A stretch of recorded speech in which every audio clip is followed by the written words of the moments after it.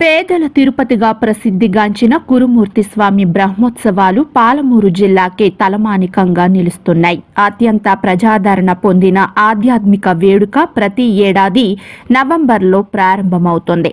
నెల రోజులకు పైగా జరిగే వేడుకలో తెలంగాణ ప్రాంతంలోని ఇతర జిల్లాల నుండి భక్తులు పెద్ద ఎత్తున తరలివస్తారు. మహారాష్ట్ర, కర్ణాటక రాష్ట్రాల నుండి కూడా భక్తులు స్వామివారిని దర్శించుకుంటారు. సాక్షాత్తు కలియుగ దైవం వెంకటేశ్వర స్వామి తిరుపతికి రాని భక్తుల కోసం కురుమూర్తిలో వెలసాడని స్థానిక ప్రజలు నమ్ముతారు.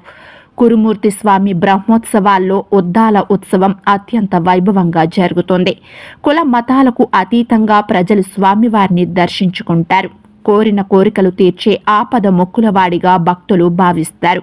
కుటుంబ సమేతంగా స్వామివారిని దర్శించుకోవడం, సాధక బాధకాలను చెప్పుకోవడం జాతరలో కనిపిస్తుంది. అనంతరం జాతర మైదానంలో ఏర్పాటు చేసిన మాంసాహారపు దుకాణాల వద్దకు వెళ్లి కాల్చిన కూరను కొనుగోలు చేస్తారు. ఇక్కడ పొట్టేళ్లను కోసి మసాలా దట్టించి నిప్పులపై కాల్చి విక్రయిస్తారు. దీనికోసం జాతరకు వచ్చే భక్తులు ప్రత్యేకంగా సమయాన్ని కేటాయిస్తారు. ఈ తరహా గ్రిల్ మటన్ మరెక్కడా దొరకదని జాతరకు వెళ్లే సందర్శకులు చెబుతారు. ఉమ్మడి జిల్లా నుండి ఉద్యోగులు, వ్యాపారులు, శ్రమజీవులు జాతరను సందర్శించి ప్రత్యేకంగా గ్రిల్ మటన్ను ఆర్డర్ చేసి ముచ్చట్లు చెప్పుకుంటూ ఆనందంతో ఆరగిస్తారు. మటన్తో పాటు చికెన్ కూడా ఇదే తరహాలో గ్రిల్పై కాల్చి అందిస్తారు.